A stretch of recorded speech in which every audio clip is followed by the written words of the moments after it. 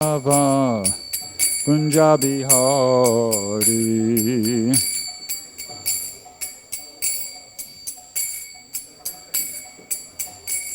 Gopi Jana Vallabha Girivardhari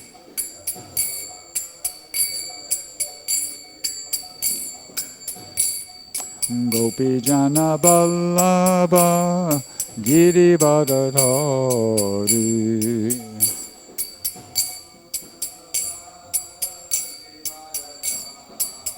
Yasodanandana Brajajana Ranjana Yasodanandana Brajajana Ranjana Yamuna Tira Banachari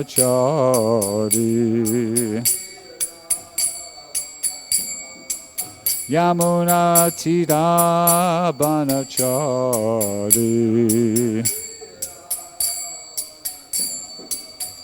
Jaya Radha Madhava Kunjabihari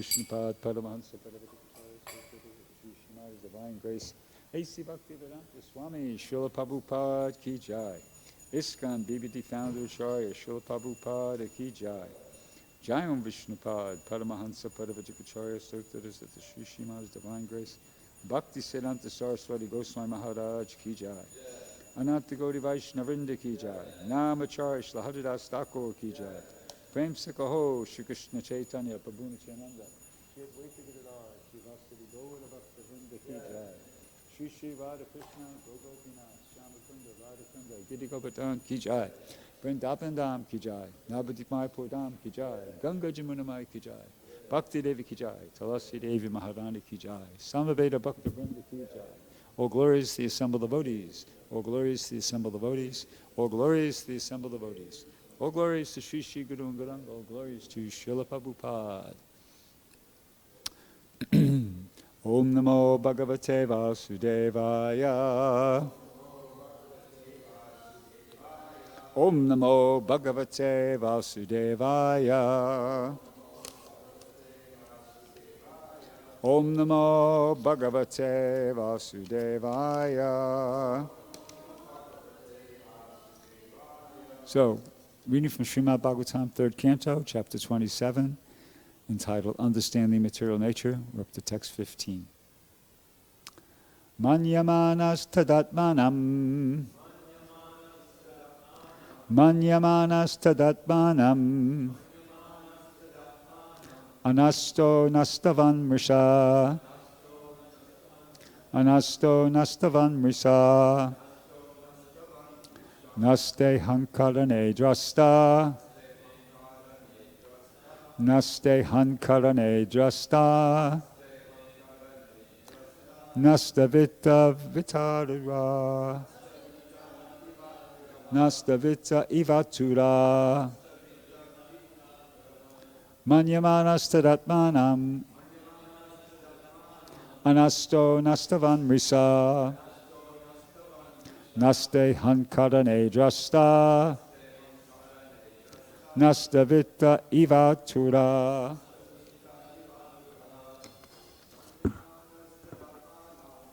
Manyamānas tadātmānam.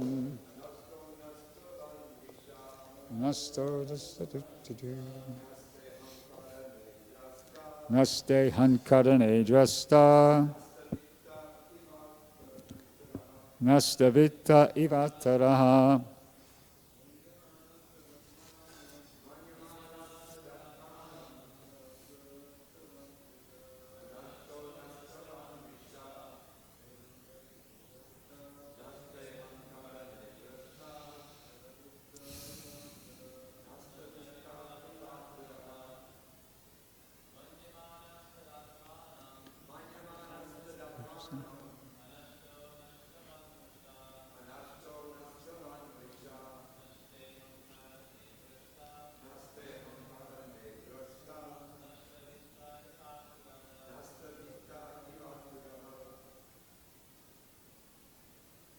Vaishnavis.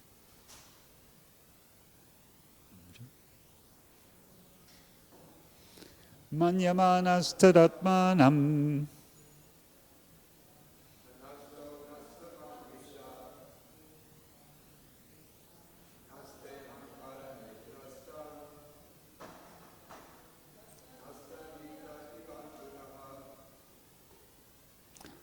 Any others?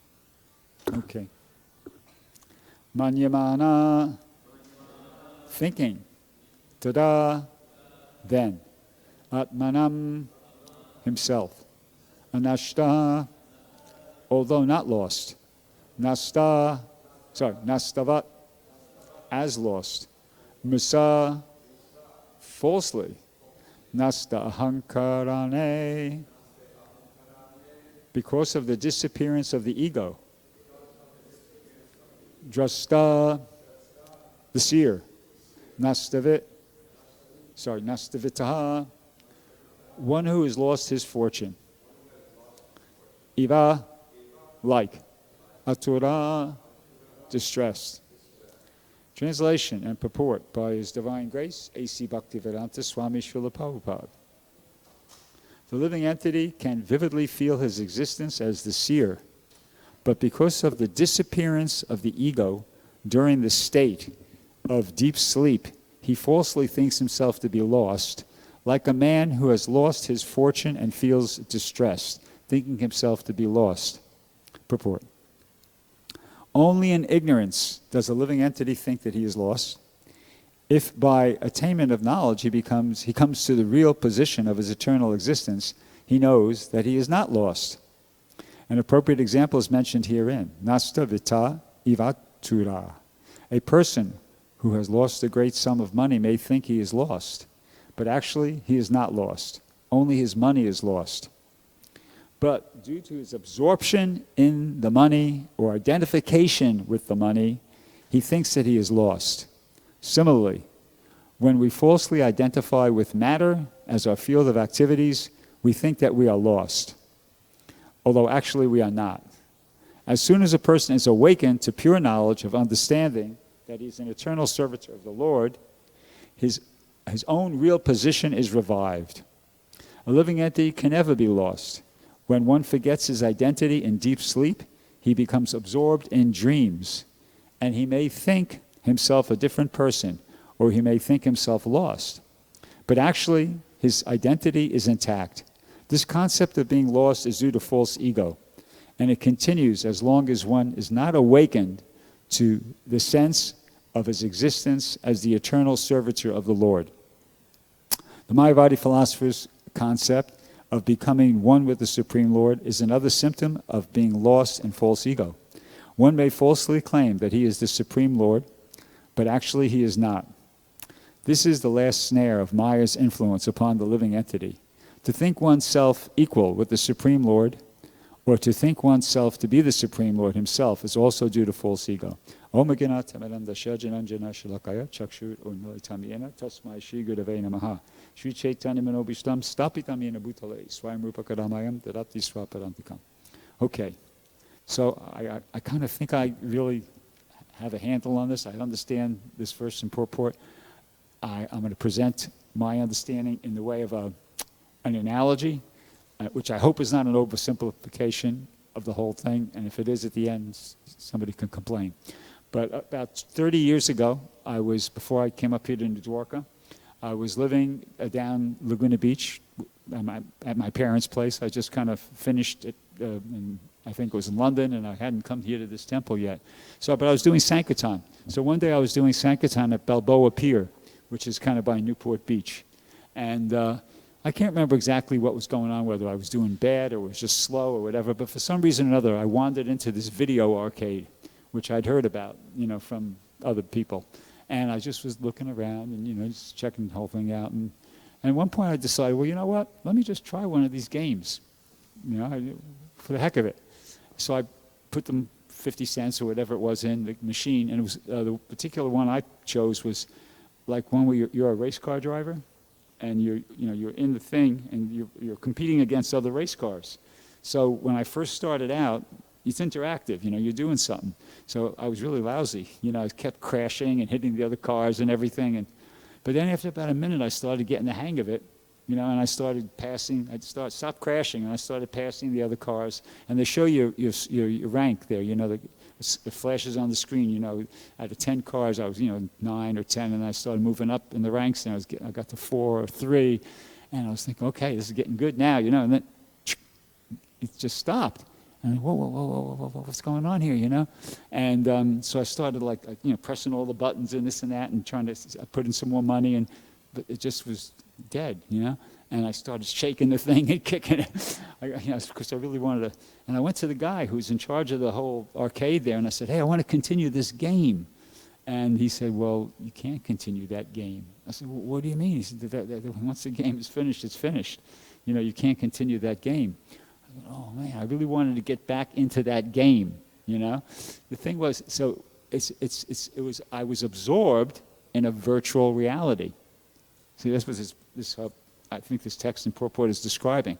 You get absorbed in a virtual reality. For me, I just allowed myself to take my mind off of Sankirtan and go into that video arcade and play that game, and I got absorbed in it. And it became, in the course of just a couple minutes, it became really real to me, really important, and I really wanted to win that game. And then, you see, but it was all an illusion. It was just a virtual reality. And that's the situation we're in. That's the point. That's the analogy. We're in that situation right now. Just like I was taking that game as very real, I turned my attention away from Krishna, literally, because I was on Sankirtan. And the living entity turns its attention away from Krishna, and you get absorbed in this material energy. We're thinking, devotees aside, people out there, let's say, okay, they're thinking that what they're experiencing is completely real, it's completely important, right? And they really want to win, They don't want it to be over. They want to, keep this. They really want it to keep going, and they want to win. But it's an illusion. It's a virtual reality. This is not the ultimate reality, and that's what we're learning from this verse. But it's very hard. It's very hard to get out of that frame of mind, that mentality that that this is who we are. Like, for instance, I'll use myself as an example. I came in contact with this philosophy about 52 years ago. Before that, I didn't know nothing about nothing. Okay, I mean, I came from a Jewish background, but there wasn't much philosophy. It was just you learned about the history of the people and the culture and stuff like that, but not philosophy. As far as spiritual philosophy goes, that began when I came in contact with Prabhupada's books, pretty much. So, right off the bat, you read about how we're not the body; we're actually spirit, soul, and so I thought, wow, okay, that's interesting, And as I continued in Krishna consciousness, I heard that again and again and again and again. You just hear it like a lot of times. Prabhupada repeats it in the books a lot and in lectures a lot. And then in addition to that, as I started more carefully listening to Prabhupada lectures in later years, I heard him actually himself mention a couple of different lectures at least that have about one kind of evidence for that. Children remember their past lives. So it wasn't just that the Shastra was saying it, which is, that's good enough, of course. But, Prabhupada did, in at least a couple of occasions, mention that, well, there are children who remember their past lives. And then that same bit of information was emphasized more by Sadhaputta and Drudakarma when they published that Origins magazine back in, I guess it was, 82, 3, 4, something like that. They published this magazine, Origins, and it had an article in it about the mystery of consciousness, and it also talked about children remember their past lives. So the point is, I'm convinced. I can honestly say I'm convinced that on that point, that yeah, we're not these, in essence, ultimately, we're not these bodies, we're souls, and we're in a body. So philosophically, intellectually, I'm convinced of that. Okay, but practically speaking, it's hard to, at least for me, to function. I don't find myself, if I'm going to be honest, if I'm going to analyze myself and be honest, I have to say that I don't really believe I'm not functioning on that platform. I function more on a platform of, this is me, this is who I am, and I have a soul. But that's not correct. It's not like this is me and I have a soul. I am the soul. You see, we are the soul, and I just happen to be in this body. what's his name? Narayana used to kind of dwell on this point, when he talked to people. He said, it's not that you have a soul, you are the soul. We are the soul. You see? I am the soul. I just happen to be in this body right at this moment, but I've had millions of bodies, many millions of bodies before this, and I hope I won't have many millions after. But anyway, that's the reality. So it's really hard, unless you're an advanced devotee. If a really advanced devotee is not thinking, like what I just described, a really advanced devotee, Prabhupada, for instance, I would believe, is realizing, functioning on that platform of understanding their spiritual identity. But a less advanced devotee, what to speak of a non-devotee, no. You're thinking, this is me, and a neophyte devotee is, this is me, but I have a soul. And a non-devotee, no, you're just the body, okay? So how do you get out of this? I mean, how do you get free from that? Well, here's an interesting paragraph that to give us hope from the 8th canto of the Srimad Bhagavatam. I've read this before, but it's really a good paragraph, so I'll read it again, and it's very relevant to, the points I'm trying to make. So this is 8.3.17 in the purport, last paragraph. It's from the chapter about Gajendra's prayers of surrender. So Prabhupada says, only Krishna can deliver us from this material existence. Indeed, he is always trying to deliver us. Ishvara sarvabhutanam hrideshe arjunatistati. He is within our hearts and is not at all inattentive. Yeah, I'm going to slow down so everybody can give your brain a chance to process, because this is really an important purport. So he's in our hearts and he's not at all inattentive. His only aim is to deliver us from material life. It is not that he becomes attentive to us only when we offer prayers to him. Even before we offer prayers, he incessantly tries to deliver us. He is never lazy in regard to our deliverance. Therefore this verse says, Buddhi Karunaya Namo Lalaya. It is the causeless mercy of the Supreme Lord that he always tries to bring us back home, back to Godhead. God is liberated, and he tries to make us liberated. But although he is constantly trying, we refuse to accept his instructions. Sarvadamam parichajam mamekam saranam vraja. Nonetheless, he has not become angry. And this last sentence kind of sums it all up. It says, therefore he is described as Buddhi Karunaya, unlimitedly merciful in delivering us from this miserable material condition of life and taking us back home, back to Godhead. Okay, so this we're talking about Krishna here. The he here, it says therefore he, that's Krishna, that's being referred to. And we're just hearing that he's unlimitedly merciful in delivering us from this miserable material condition of life and taking us back home, back to Godhead. Okay? So, that's significant. First thing we have to put on our listening caps and thinking caps and realize what's being said there. Krishna is unlimitedly merciful, not in fulfilling our desires for material sense gratification. It doesn't say that. It's not saying Krishna is unlimitedly merciful in helping all of us, live happily ever after here in this material world. No, it's not saying that. He is unlimitedly merciful, but he's unlimitedly merciful about something very specific, and that is delivering us from this miserable material condition of life and taking us back home, back to Godhead. So that's significant, because Krishna is the Supreme Personality of Godhead, right? He's all-powerful. He's all-knowledgeable. Here we're hearing in what sense he's all-merciful, or all-benevolent, in the sense of he's unlimitedly benevolent, or unlimitedly merciful in the sense of delivering us from this miserable material condition of life and taking us back home, back to Godhead. So that's very significant. And for devotees, to hear this is music to the ears, because it's hard. It's hard to make advancement in Krishna consciousness, you see, and you can get discouraged, right? But you got to remember this. You got to remember that. Okay, I just got to try. Because although I'm finding this hard. I'm really kind of like not cut out for this, or whatever. But Krishna is unlimitedly merciful in delivering me from this miserable condition of material life and taking me back home, back to Godhead. So if I just try, on paper it should work. It could work. I'll give you an example. Prabhupada uses this example. Sometimes in India, probably other parts of the world too, they dig a well someplace. And then they stop using that well. something happens, the town moves to another place, but the well's out in the field. And somebody could be walking through that field, and then it gets covered up because the grass and the this and the that. So you're walking through the field, and then all of a sudden, plop, you just go down into the well.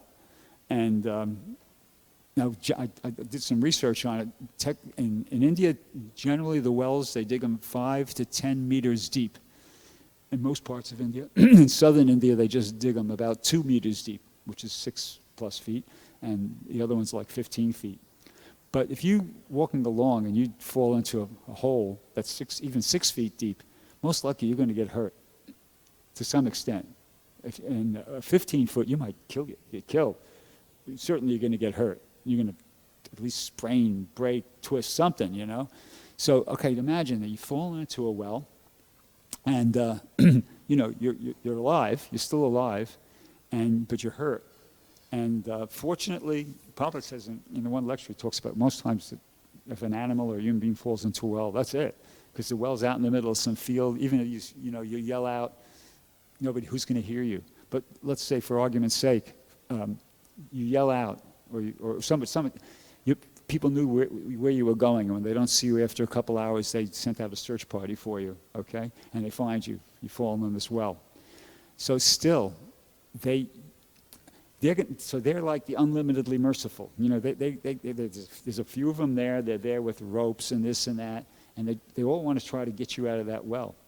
But the more you can cooperate, the easier it's going to be. See, so for instance, say you fell in that well, and all you could do is just go, and they go, "Are you there?"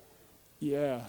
"Well, okay. Well, we're going to drop a rope down, and we just need you to tie the rope around your waist, and we're going to pull you out and just hang on." "I don't know if I could do that." It might be legit because you get hurt. You got hurt. You broke your arm or you twist, your leg or whatever. So I don't know if I could do that. Okay. Well, do you think you could just? Well, we'll come down, and as long as you're alive and you're willing to try a little, the more you could try to cooperate, then the easier it's going to be for that rescue party. That makes sense, right? So Krishna's the one-man rescue party. Well, actually, he has help. He has his devotees and so forth and so on. But Krishna's like that. He's trying to rescue us, but we got to be alive, in Krishna consciousness, and we have to. The more we can cooperate, we read it in the Krishna book. It says if you take 1 step towards Krishna, he takes 10 steps towards you. Okay? So if you take 10, he's going to take 100. The more steps we can take, the more Krishna's going to be there. So that's our part of it. We have to do that.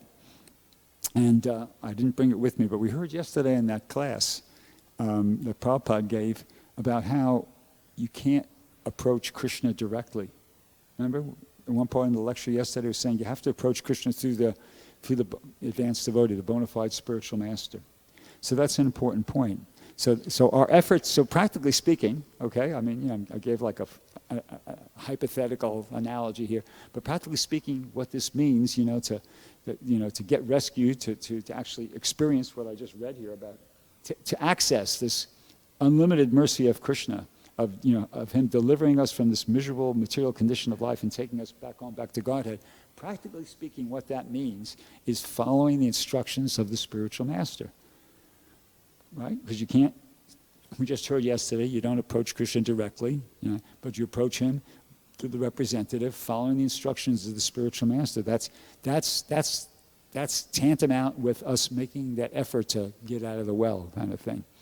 So, there's so many different instructions Prabhupada gave. And of course, one thing that is part of Prabhupada's instructions, of course, is sadhana. The program, chanting our rounds, of course, following the regulative principles and coming to the program. And I just did want to point out that during the time of Srila Prabhupada,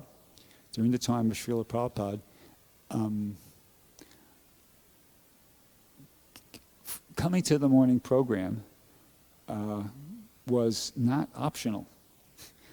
For somebody who's like living in the temple, for sure, it wasn't optional. It was like, if you wanted to consider yourself a devotee in good standing, you had to be coming to the morning program. you had to be here for like Mangal Artik and pretty much straight through, right? That was, is that, if you consider yourself a devotee in good standing, you basically had to be attending. And of course on your own, chanting your rounds and following the regulative principles. That was just the understanding. And so, I mean, one point I wanted to make was that, well, we have to be careful we have to be careful not to allow our attachment to comfort to interfere with the proper execution of duty. That's a risk. That's a danger, something, a pitfall, and we have to. I don't want to say anything that's going to make anybody feel uncomfortable here, but we have to remember, again, it's taken a lot of work to get this yatra to where it is now. Here in Los Angeles, this Prabhupada first came to Los Angeles in 1968, right at the beginning of 1968. Prabhupada came here, not to this premise, but someplace down La Cienega or someplace. And he gave 4 lectures at that time, and then he left. He didn't return, but apparently the devotees were here from that point onwards. He didn't return until the end of 1968, November 1968. And from that time onwards, he spent 4 months. And then eventually, in the beginning of 1970, they got this place, and they did a lot of work to renovate it and everything like that. So the point I'm making is that a lot of work of a lot of generations of devotees has brought this to where it is now. It hasn't just happened like that. This has been like almost 56 years work. From 68 to now, it's 56 years. 56 years work of like lots and lots of devotees. Some who are no longer with us, some came and gone, some have gone back to Godhead. But it's a lot of combined effort of a lot of, so it would be really like a very shameful thing, to see it, to allow it to kind of like go down, it wouldn't be a good thing to do that. We want, each one of us should be feeling like some sort of, we got to do something to try to do everything we can to keep this boat afloat. You have to keep the boat afloat. It's on all of us. Everybody's part of the community, and that involves more than just coming to the program. I'm not going to be fanatic about that. I mean, Prabhupada, himself didn't go to Mangal Arati. That's not like the only criterion for advanced spiritual life, that somebody shows up at the program. Although, it's important. But there are other things as well. But one thing, Prabhupada may have not personally attended Mangal Arati, okay, and I'm sure he had really good reasons. But I think it's safe to say that Prabhupada was not concerned about the maintenance, the development, and the expansion of the Krishna consciousness movement. You see? So that, at least that should be there. That okay, we may be able or not be able to physically attend the program. It's nice if we can, of course. It's enlivening for all of us, right? The more people that come, the more enlivening it is, except maybe when I'm giving class. But anyway, in general. But, sometimes extenuating circumstances are such that for health reasons, job, something like that, you can't. That's okay. That's there. But, we always should have that, like, internally, that thing of, but I'm my heart's into seeing this project be successful. Prabhupada would want that. Prabhupada would not want to hear or learn that this project went down the tubes. No way. No way. He'd want to be, if you have to give a report to Prabhupada, say you go back to Godhead and you have to give a report to Prabhupada, and he asks you, how's New Dwarka doing anyway? If you had to say, Prabhupada, I'm sorry to tell you this, but it went down, you'd be very unhappy. You want to be able to tell him, no, it's doing really good, Prabhupada. We've kind of maintained everything, that all the same programs as when you were there, and we've been trying to expand. It's kind of, the Westerners are pretty thick-skinned, they're pretty tough, but anyway, we're doing the best we can. Okay, good. You see, you want to give him a good report. So we want to be able to go back and give Prabhupada like a good report of how New Dwarka is doing. And yeah. So I had other things here, but let's see, we're E18.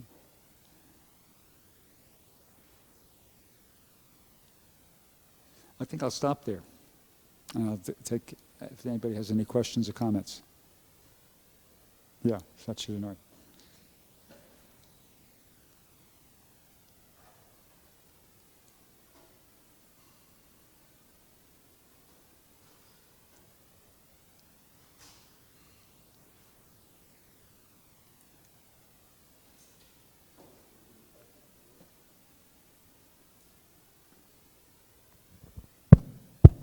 Haribol, thank you.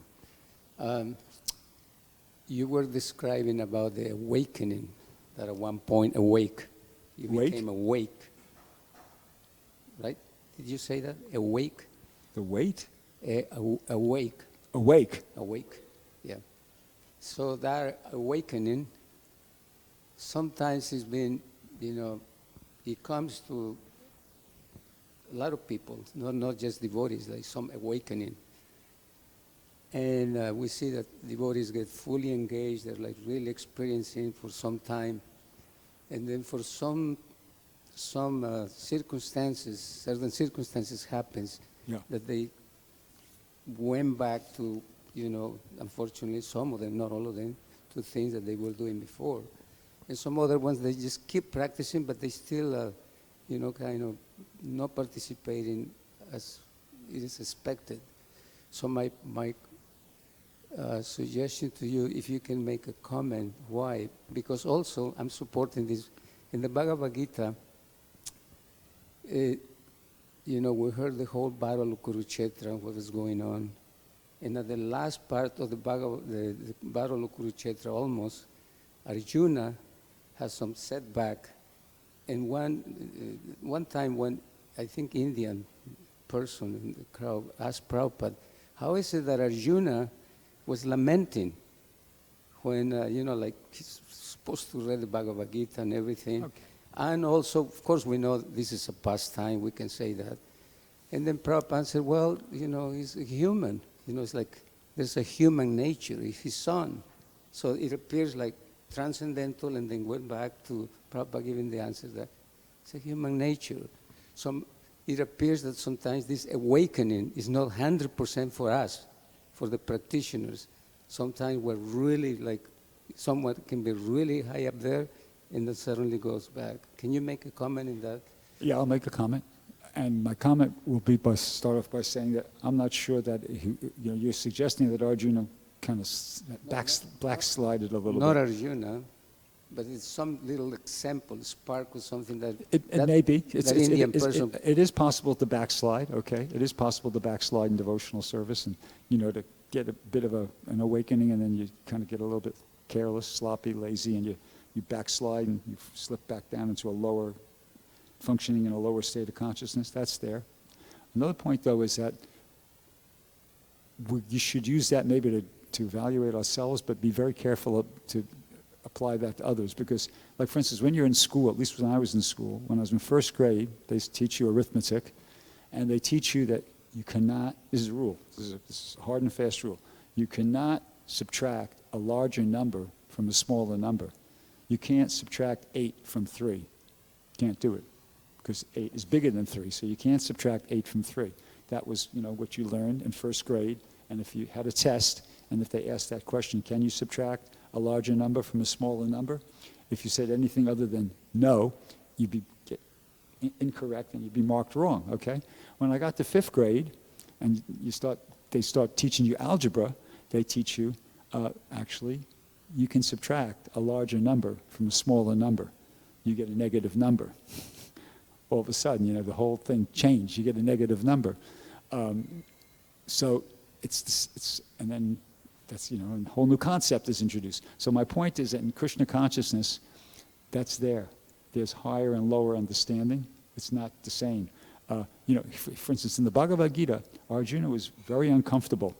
Why? Because he was in a situation where he had to, he had to, he had people who he had affection for all of a sudden on the opposite side of the battlefield. I mean, imagine, anyway, I want to give an example. He had people he had great affection for, Bhishma, Drona, like that. So he got there and I wasn't figuring on this, So it's very hard. He wasn't a coward. He wasn't like afraid to fight, but it was hard for him to face that mental discomfort of having to fight against his grandfather and his uncle like that, or grandfather and his teacher and cousin. But the lesson of the Bhagavad Gita was Krishna wanted him to do it. There's a higher principle, and the highest of the higher principle is that Krishna wants you to do it. So, boom.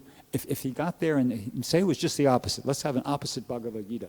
Arjuna gets to the battle of Kurukshetra, and he really wants to fight. He sees them there and he thinks, those rascals, why are they fighting against us? They should, and he's ready to fight them. And then, but if Krishna says, no, don't fight, then Arjuna's surrender for Arjuna would have been to not fight. It's the highest principle of morality or of anything is what Krishna wants. But here, so right? That makes sense? He fought, and Krishna wanted him to fight, so he fought. If Krishna didn't want him to fight, then he doesn't fight. Okay, now listen to this. Here. I want you to make my point. I'm going to give you another example here. In the first canto, chapter 7, is that part where Arjuna, Ashvatthama kills the 5 sleeping sons of the Pandavas, and they go after him. They go after him, and they catch him. Okay?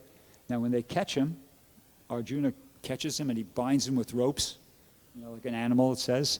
And then Krishna speaks at this point. So Krishna says, "O Arjuna, you should not show mercy by releasing this relative of a Brahmana, for he has killed innocent boys in their sleep. A person who knows the principles of religion does not kill an enemy who is careless, intoxicated, insane, asleep, afraid, or devoid of his chariot. Nor does he kill a boy, a woman, foolish creature, or a surrendered soul. A cruel and wretched person who maintains his existence at the cost of others' lives deserves to be killed for his own well-being. Otherwise, he will go down by his own actions. Furthermore, I have personally heard you promise Draupadi that you would bring forth the head of the killer of her sons." This is Krishna speaking, okay? It says, "This man is an assassin and murderer of your own family members. Not only that, but he has also dissatisfied his master. He is but the burnt remnants of his family. Kill him immediately."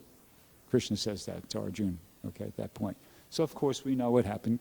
Arjuna killed him immediately, right? Right? No. He didn't. He didn't. Krishna, what more do you need to hear? Krishna just gave him like a bunch of, a little paragraph of reasons why, and Krishna told him, he gave him a direct instruction, kill him immediately. And we just all agreed that the whole thing is that you just follow Krishna's instruction. If Krishna says fight, you fight. If Krishna told Arjuna in the battle of Kurukshetra, say he was ready to fight, but if Krishna told him don't fight, then Arjuna's success would be not to fight, right? Because the highest principle is just you do what Krishna wants you to do, right? But here, Krishna just got finished telling Arjuna, kill him immediately. What does he do? He doesn't kill him. He doesn't kill him. He brings him back to Draupadi, and there's a whole. You're aware of this. There's a whole thing back and forth between Bhishma chimes in and Yudhishthira chimes in, and Bhima or Yudhishthira. I can't remember if anybody else gets involved. Yeah. Well, okay. Give me a second. So, what's going on here? How is it? I just tried to finish establishing, and we kind of agreed that the highest thing is just do what Krishna wants. So what? So this is where that example comes in. There's lower mathematics and there's higher mathematics.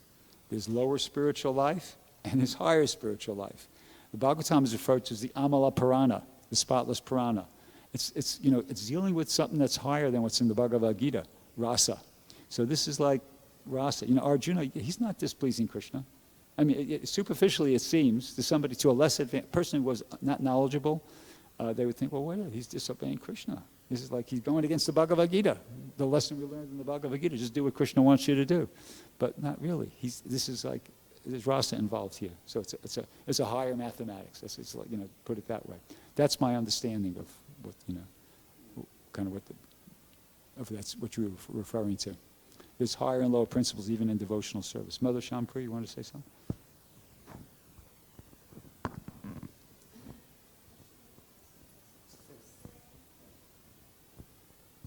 Just in answer to what Sachi was saying about, people come, they have some interest, and then A bit louder, right? they don't stay. A lot of people don't stay, or they stay and they kind of half in, half out, and they get into, they go outside and they get pulled into Maya's web again. Like, we spend a lot of effort catching souls out of the ocean of Maya, and then if they're lucky, they might get a little bit of training. If they come to the temple enough, or if they can stay here, they might get trained up. But very soon they get tossed back into the ocean, because to stay here, you have to be nearby. If you don't nearby, you have to have a car. If you have a car, you have to have a job, and you need a place to sleep, and you need so many things. So the whole economic setup, especially here, because we're very limited space, it just pulls people away, and they're not. And obviously, any of us, if we're put back into the ocean of material existence, we're not that strong. We're all together here, we're very strong. We have our economic problems sorted out, but that's not the case for most people. And I think that in answer to what Sachi was saying, that needs to be addressed. If we want to, we have to find ways to engage people. Like, if people do come, they need to have service so that they get attached to Krishna.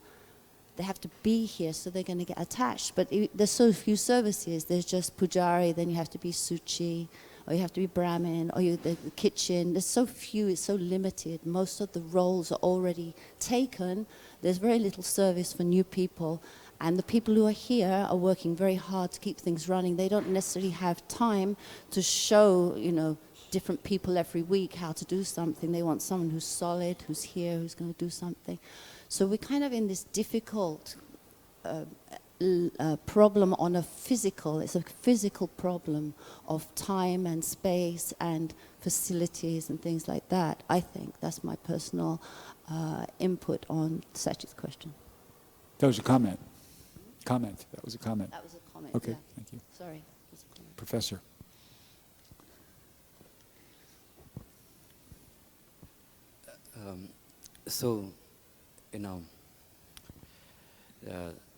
In the spiritual life, anyone who wants to practice spiritual life, especially Bhakti Yoga, it actually, there's a great role a guru plays in the life of a disciple. A guru is very, very important for any person to make advancement. And coming back to your point you made about, participation from the congregation. If you see, like, when we have, devotees like Gaurang Prabhu, or some, when you have a sannyasi visiting, you'll have much bigger participation. That's natural, right? We've seen that participation increases when we have these special devotees visiting New Dwarka. So, traditionally, if you see, let's go back like 50 years. 50 years back, let's say you want to practice bhakti. How do you practice? You go to a guru, you approach a guru, and maybe, he has an ashram, right? I mean, he kind of, everything set up for you. You just need to be a brahmachari, stay there, serve him. And the guru is responsible for each and everything. Like, taking care of your body, or, providing you prasad, or, for your, whatever, requirements for your education, everything guru. There's a heavy responsibility on the guru for your progress. The guru takes a lot of responsibility. But coming back now, in our current situation, we are practicing bhakti in an organization. In an organization, what happens is that, whatever your guru is supposed to arrange, it is being arranged by other people. Like, Mangalarti is done by Pujari department, somebody else is taking care of the festivals. So these are typically done by your guru. I mean, because this is required for a bhakti. But now, it is taken away from one person's shoulder, and it's kind of being distributed into many, many things. So now what happens is that, this surrender, which is supposed to happen to your guru, now it is kind of spread out, you see. And now that basically means that one has to voluntarily surrender to these things. I mean, you're supposed to surrender to your guru, but now that guru is not here, right? and the responsibility of the guru is being taken care by multiple devotees, right? And then you may or may not be accountable to everybody. Now it's your choice. You're having more freedom for you to make that commitment, correct? If it's like a one single person, yeah, it's definitely you're accountable. But now with 10 people, then now it's up to you. There's like a dilution happening there. Mm-hmm. So that's one advantage and disadvantage, you see. Advantage is that now it's just not depending on one person, like a one guru. Now it's kind of spread out. That's an advantage. But the disadvantage is that now there has to be voluntary commitment from the disciple to surrender. And that's a choice. And so there's less pressure. If you want to take it, you take it. Otherwise, nobody's going to ask you, right? You see what I'm saying? So that is one of the reasons. There should always be some kind of an active pressure. Otherwise, not too much, not too less. So that is where what happens is that for us to continue this pressure, then the role of Shiksha Gurus come into importance. Then because your Diksha Guru is not here, where you're more accountable to, then that is where a person has to, at least you have to encourage of more and more Shiksha Gurus, where a person can take guidance from and inspire from. Because you cannot expect one person to act like a Shiksha and Diksha Guru. That's not practical anymore in the way we are organized, in the way we are set up. So that is where, even Jayapataka Swami says that, we need more and more Gurus in ISKCON, This is one of the reasons. Because Bhakti is heavily dependent upon instructions and directions and guidance from the Guru. That's one of the reasons. Thank you. Yeah, of course, that was a comment. Thank you. So we're out of time, but that was a very nice comment, and this is a very important subject, so hopefully the conversation will continue. Thank you very much. Kantaraj Srimad Bhagavatam Ki Jai, Srila Prabhupada Ki Jai.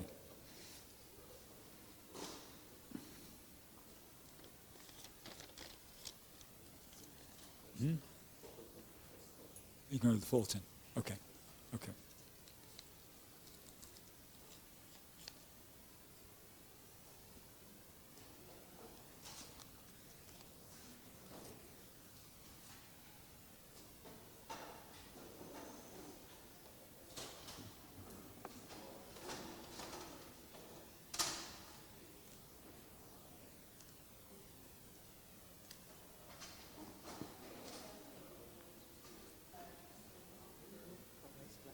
I specifically like that example about that game you said at the start, and the second point I liked about so much effort has gone, so we should make sure that in case we go back, we should be answering